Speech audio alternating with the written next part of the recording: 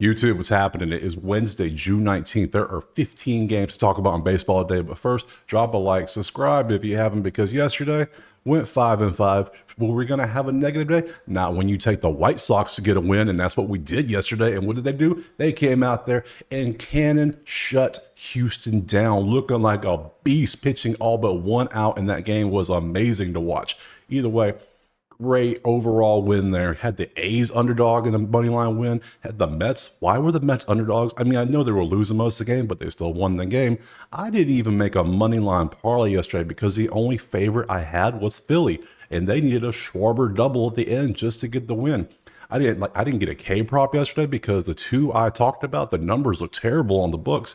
It was a very kind of a light day, 10 total. That was it. So either way, plus 0.5 units, 18.3 for the week and almost 50 for the month. Still crushing. Look, let's put it out there. This is 8 straight days of profits now. There will be a red day coming soon. We know it's going to come. This is gambling. Nobody's this hot. Nobody can stay on fire forever. There will be some red. You got to be prepared for it when it shows up. When it shows up, we'll just take our lumps and move on to the next day, but not yesterday. We made money. We got 15 games today. Let's go ahead and jump into that first one. All right, first game, we got Detroit and Atlanta. We got Skubal with a 2.20 against Lopez with a 1.69. Talk about an absolute beast of a pitching matchup. These two dudes might be the top of the league. It's amazing we get to watch these guys first. Looking at the odds, we see Atlanta is a slight favorite. 7.5 is the total, depending on where you look. Odds, Detroit lost 3 in a row. Atlanta won 2 in a row. The Nerfy is 36.5. I don't care about that today because this isn't your typical game, because we know we have two monsters on the pitching mounds. But look at these offenses. Detroit is at 1 run a game over their last 3 for 30th while batting a smooth 137 overall. That's 30th as well. They're the best at being the worst. Atlanta, 3.3 runs for 25th, only batting 219 for 25th. So we got two teams, one obviously worse than the other, but they're both doing pretty bad offensively. 10.3 strikeouts versus 9.7 strikeouts. So we have two terrible offenses going up against pitching that we know is pretty good. Skubal 2.20 with a .91. Most of his games, he hasn't faced the Braves, obviously, but he had 6 innings. He got a little roughed up against Houston, gave up 4, but he was almost perfect until he gave those up. Had 2 strikeouts before that against Milwaukee. 5 hits, 1 earned and 10 Ks. 7 hits, 1 earned and 6 Ks. 8K, 6K. Got a little bit to KC, so we know what we're going to get with him. He's going to probably give up nothing to 1. He might give up 4. That's what we see with him. Lopez on the other hand, just as impressive. 169, 104, 6 innings, nothing to Baltimore, who is a pretty good team. 6 innings, 2 to Washington, who has been on fire here recently. 8, 7, 8. He's been striking out dudes a lot too. So you can see the numbers here. This is what we're going to go with. It's pretty straightforward. We see how good the pitching is. We see how bad the offense is. We see the odds. I can get 7.5 out there. I'm going to take the under 7.5, and I'm also going to take K props, or we're going to see what we can get on K props on both of these guys, because both teams, as you see on the data, 29th and 27th in strikeouts. Both pitchers we know are strikeout dudes, so we're going to take their look at their K props, take the under of 7.5, and move on to the next game. All right, before we jump into that game, I forgot to mention I am going to take the Nerfy in the Braves Detroit game. Forgot to say that at the end during a little recap. So yeah, under 7.5 strikeout props. We're going to try to get for both those pitchers and the Nerfy for sure. Let's move on to the next game. Cincinnati and Pittsburgh. We got Green with a 3.61, Keller with a 3.36. We see the odds that it's pretty much Pittsburgh money line at home is favored. 8.5 is your number. You got a couple 8s out there if you want to go that way. Data, you see since he's won 1, Pittsburgh's lost 1. 55.7 Nerfy. With these offenses, not really want to look at that. Cincy 28th at 2.3 runs a game in their last 3. Batting 245 for 19th, not that bad. Pittsburgh 4.3 runs a game for 18th, batting 262. So we have Pittsburgh with a slight batting advantage. And on strikeout, 7.7 versus 8.7, not really worth talking about. Not looking at strikeout props. Looking at the pitchers, we'll start with Hunter Green first, 3.61 with a 1.18 whip. You can see his recent games has not faced Pitt. Has been a little roughed up, 2, 4, 5, 1, 2, 2. So we know he's going to give up some runs. He's only going to pitch about 5 to 6 innings. He's going to probably, June hasn't been good for him. Let's put it that way. He's 5-4. He's getting better. He's trending better, but still it's not that good. He's going against Pittsburgh, who has a middle of the road offense. Looking at Keller on the other side, 3.36 with a 1.25. St. Louis got him pretty good last time. Had a great game against Minnesota of all teams, who has been absolutely on fire. 7 hits with nothing over 6. So, in Toronto, 5 hits with 1. So, overall, he's been a much better pitcher outside of his last game. So, I would give the advantage to Pittsburgh in pitching. Data, I would give the advantage to Pittsburgh in offense as well. Odds, I do like that Pittsburgh is a slight favorite at home, so I will be taking Pittsburgh on the money line. And we're not going to mess with the over-under in this one or anything else. So just Pittsburgh, money line, best number out there. Move on to the next game. Next up, we got St. Louis and Miami. We got Gibson with a 3.34 and Chirinos with nothing. Looks like it is going to be his first play of the season. Bouncing over to the odds, we see that St. Louis is a pretty heavy favorite on the road, mainly about 175. Total 8s with a little bit of 8.5 out there. Data, St. Louis lost 1, Miami won 1, 57.6 Nerfy. We're not doing that with a new pitcher.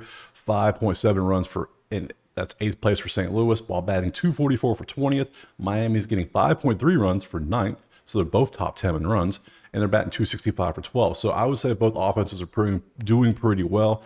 8.3 versus 7.3 strikeouts. Not really worried about strikeout props here.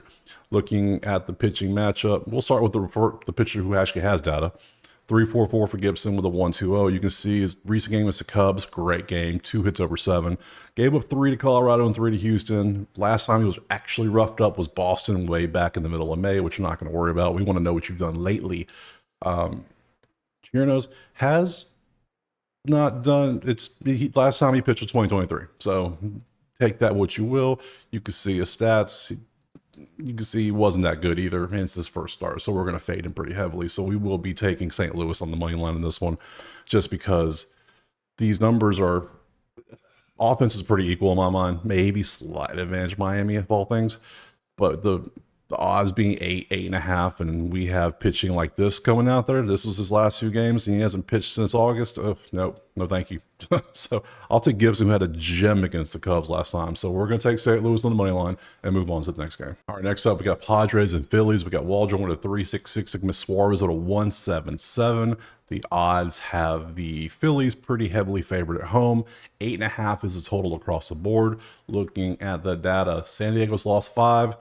Phillies won 2, 37.2% Nerfy. Not good enough to worry about there.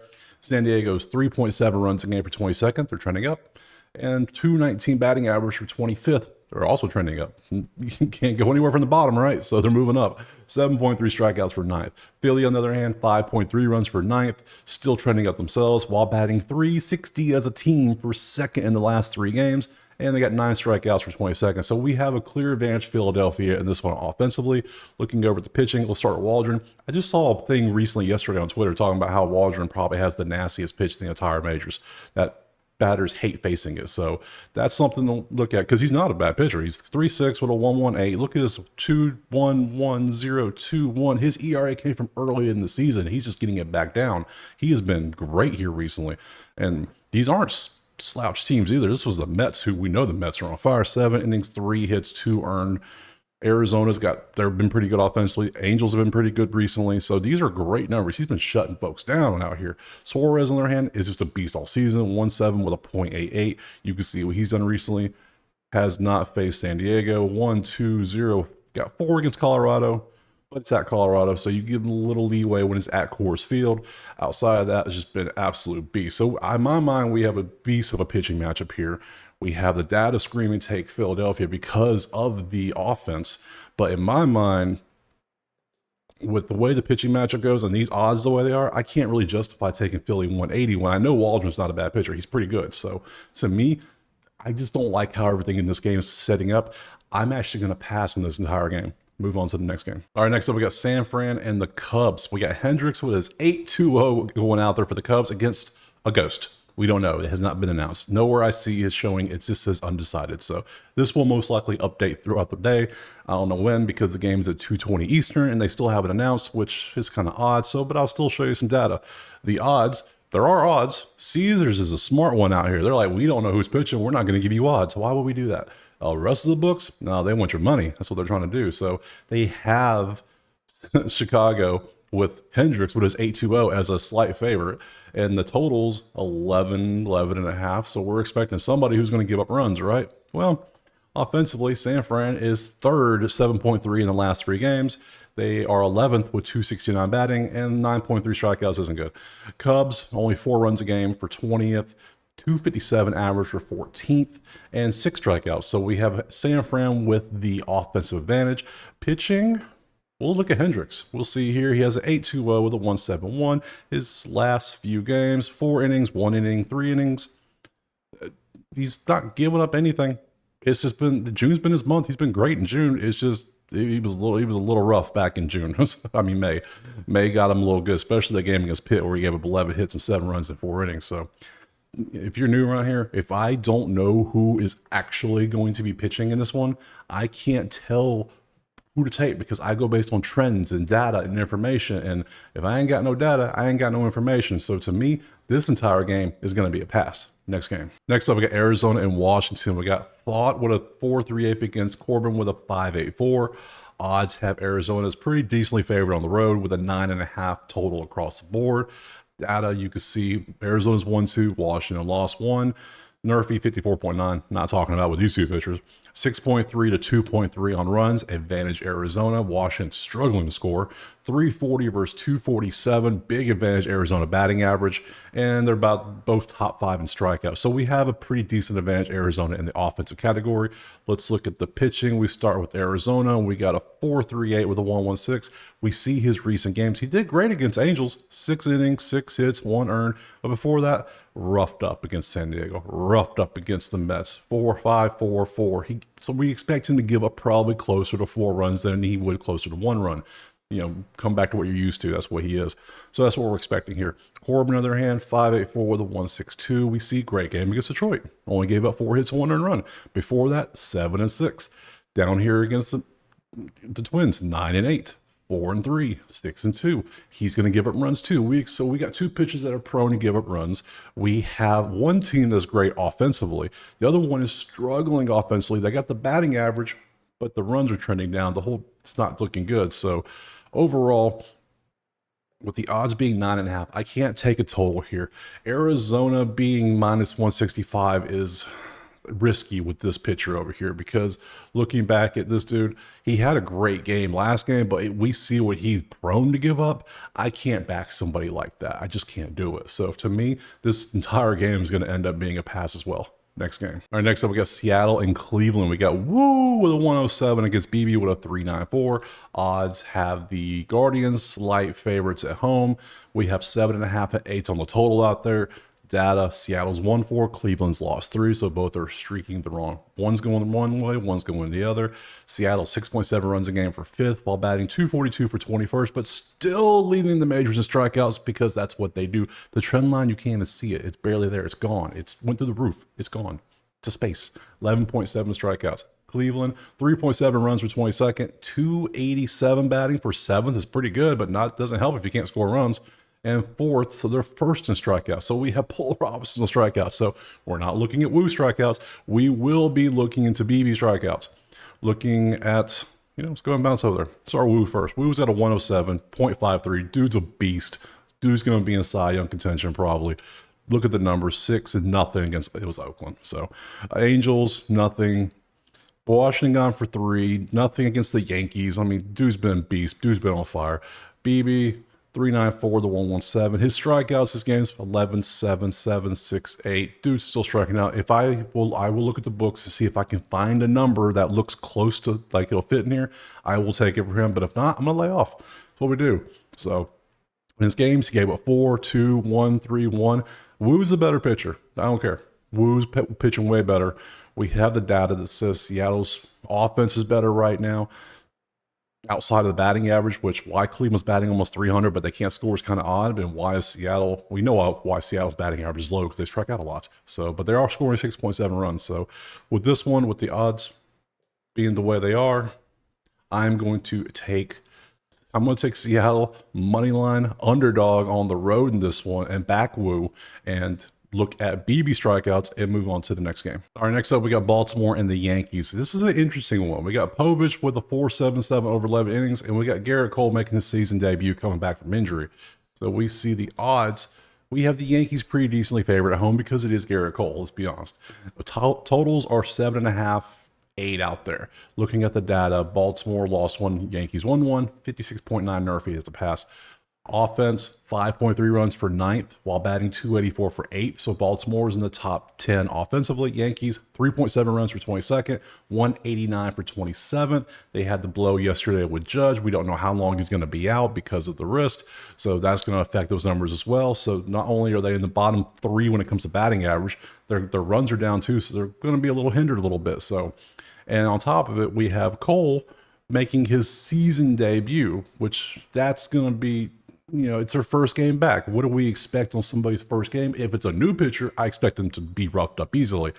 Somebody who is an ace, who's a star, that's a little different. It's a little hard to judge. I want to see how they are in their first game back from injury. Are they going to come out and drop a 9-inning 2-hitter like they did here against Toronto in September? I don't think so. But is he going to come out and probably pitch 5 innings? Probably. So, but is there going to be rust? These are these questions we don't know about. So, let's look at Baltimore's pitching guy. We see he's only done 2 games though. He had a great game against Braves in his last one, 5 hits and nothing over 6 innings, and he got roughed up in his start against Toronto. So this game is full of question marks, and it's just hard to tell. So you see the stats. The stats lean Baltimore offensively. The pitching, just going based off of the names alone, you got to go Garrett Cole, basically, because Povich is new. Cole's a star. I can't touch this. I need to see how Cole does in his first start, and I'm just going to back off and just leave it alone, pass this entire game. Next up, Boston and Toronto. We got Bello with a 5.0 up against Gossman with a 4.08. Looking at the odds, we see Toronto's favorite at home, slightly, a little bit decent. 7.5 with some 8s out there on the total. Data, Boston's 1-4, Toronto's lost 2. Boston's offense is still clicking. 5th and 4th in the majors for 6.7 and 349 as a team. 7.7 strikeouts, tied with Toronto for 11th. Toronto themselves, 4.3 runs for 18th, while batting 272 for 10th. So we have 2 offenses doing pretty good. Meanwhile, Toronto's struggling to get dudes across the plate. Their means are leaving runners on base a good bit. That's not good. That's why you've lost 2 now. So Boston obviously has a slight advantage because they're actually getting those dudes home. Looking at the pitching matchups, we see that Boston is sending out Bello, who has a 5 ERA with a 1.4 whip. You can see his last recent games, 4 earned 5, 4, 3, 3, 5. The dude's going to give up some runs. Just no way around it. He's not going to come out here and pitch a 6-inning, 3-hit, no-earned game. That's not his style. His style is to give up 4 or 5 runs. So looking at Gossman, on the other hand, he's more of a roller coaster. You can see he gave up 3 with 8 hits against Cleveland, had a great game against Oakland, but this is when Oakland last week was doing awful. They're doing better now, clearly.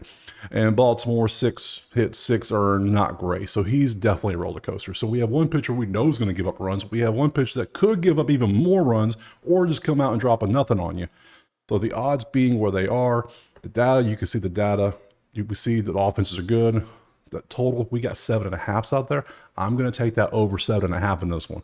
We're not going to take a side. Just take the over and move on to the next game. All right, next up, we got Tampa Bay and Minnesota. We got Bradley with a 4.23 up against Ryan with a 3.24. Looking at the odds, you see Minnesota's pretty decently favored at home. 7.5 is the total across the board. Data, Tampa Bay's lost 1, Minnesota's 1.6. You can see 40.1 Murphy, not what we're talking about. Both teams top 9 offensively, 5.3 versus 7.0 on the runs. 234 batting for Tampa is only 22nd in their last 3. Meanwhile, Minnesota's hitting a smooth 358 for 3rd in the majors in their last 3.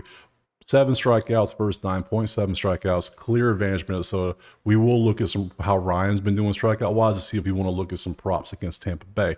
Looking at the pitching, we'll start with Bradley. 4.23 with a 1.10. You can see his last few games his last couple of games have been good. 7 with nothing with 3 hits. 5 with 1. Baltimore roughed him up hard. 9.99. Look, roughed him up good. For that, KC 5 with 1 hit. 5 against Boston. So you can see he's up and down. He's either going to do really good or really bad. So we're going to get in the middle. Ryan, on the other hand, we can see he's more consistently iffy. So 2-2, 5-1. He's going to give up a couple runs here and there. So, but Bradley might get rocked in this one. We don't know. So based on the numbers. So Based on the data, we see both offenses are decent. Both pitchers are not iffy. So we have over under 7.5 in this one. I will actually take the over in this one and back the offense in this one. I'm not going to take a side. I don't trust Brian that much to back him, especially at a 160, 165 money line. No chance. So I'm going to pass on that. We'll take the over 7.5. We will also look at, we got to look, see how Ryan's been doing strikeouts. Almost forgot. 5, 8, 4, 9, 6, 5. If I can get a number out there close enough to say, if I can get a 4.5 maybe, but outside of that, I'm going to pass on it. So last time I think they had this like a 7.5, or he ended up with 5. So it was wild. So yeah, we'll see what we can get out there in the books, but we are going to take this over of 7.5 and move on to the next game. Next up, we got the Mets and the Rangers. What a comeback for the Mets last night. Amazing. Manea with a 4-1 today against Haney with a 4.19. Pretty close on stats. Looking at the odds, you see it is a pick 'em pretty much everywhere you look, and the totals are 8.5 everywhere you look. Data, we see Mets have won 7 now in the Grimace era. Texas has lost 5 now, so we have 2 streaks going different directions. Trend lines you can see are through the roof and the ceiling for both. 10.7 runs a game for the Mets for first in their last 3. Meanwhile, batting .383 for first. Texas 2.7 runs for 27th. 177 batting average, so massive advantage, just like yesterday for the Mets. 8-7 on strikeouts, not worried about that. So we have a definite advantage for the Mets in the Grimace era. We have on pitching, we'll start with the Mets. We got Manea going out there with a 4-1 with a 1.32. Last game against San Diego, pretty good, 4 hits and 1. Before that, got roughed up against Philly and Arizona, but Philly, both these offenses are pretty good. We know that. Before that, 2-2-1. This is probably where he's more in line to be, maybe 2-3 runs a game, not the 5-6 area. Looking at Haney, he gets tasked to trying to shut down New York, so good luck. 3-3, nothing. Hasn't faced the Mets recently. Nothing, 3-2. So he's probably closer to 2-3 himself. So both pitchers should be giving up around 2-3 runs, it looks like, based on just trajectories and trends and whatnot. However, I can't go against what we see here. Offenses are on 2 different levels here. This isn't fair. So to me, that's an 8-run differential, and we have a 206-point batting average difference. Quick math. So yeah, and we get a money. Yeah, I'm taking the Mets money line. I don't care what anything says, just like yesterday. I'm not going to take a run line today, though. The run line got me last night. I'll take the Mets money line at -106. There's probably even better out there. We'll take the Mets money line. We're not going to take a total and just move on to the next game. All right, next up, we got Houston and the White Sox. Everyone and their mama was on Houston last night saying, oh, -200, got to take them. We'll take White Sox the next day when Crochet pitches. No. We took it yesterday with Cannon pitching, and they showed out and did work. Today, we have Brown with a 5-1 up against Crochet, 3-1-6. Odds? Oh, it's not -200 today, is it? No. But we do have Houston still favored in this one. Slight favorite on the road. 7.5 total across the board. Looking at the data, it's getting even funnier. Houston falling off a cliff with runs. 3.0 with the 26th in the majors. 2.29 average to 23rd. White Sox 5.3 while batting .250. So we have slight advantages for Chicago there. Strikeouts 5.3 for third. A lot of people are going to be on Crochet strikeouts today. Houston don't strike out much. You see 5.3 for third. If you want to take a strikeouts, it's literally a gamble. I'm not going to do it. I need Seattle out there against Crochet. That's what I need, but not Houston. Houston's more disciplined. I can't do it because you can see they statistically trend always towards the top 5 when it comes to strikeouts. So they know what they're doing. They're very disciplined. Chicago 9 for 22. Not looking at Houston wins either. So we have Chicago with a slight offensive advantage, and we got pitching. We start with Hunter Brown's going out there with his 5 ERA was 1.43. We see his last couple games have been great. 7 with hits with nothing, 2 for nothing, 3 earned run per 6. These are great numbers. And before that, all these numbers. Last time was Milwaukee, gave up 4. It's been a while. So he's been great his last few. Crochet, we all know the last game. He has 7 innings, 2 hits, and 13 Ks, and 10 before that, and 8 before that.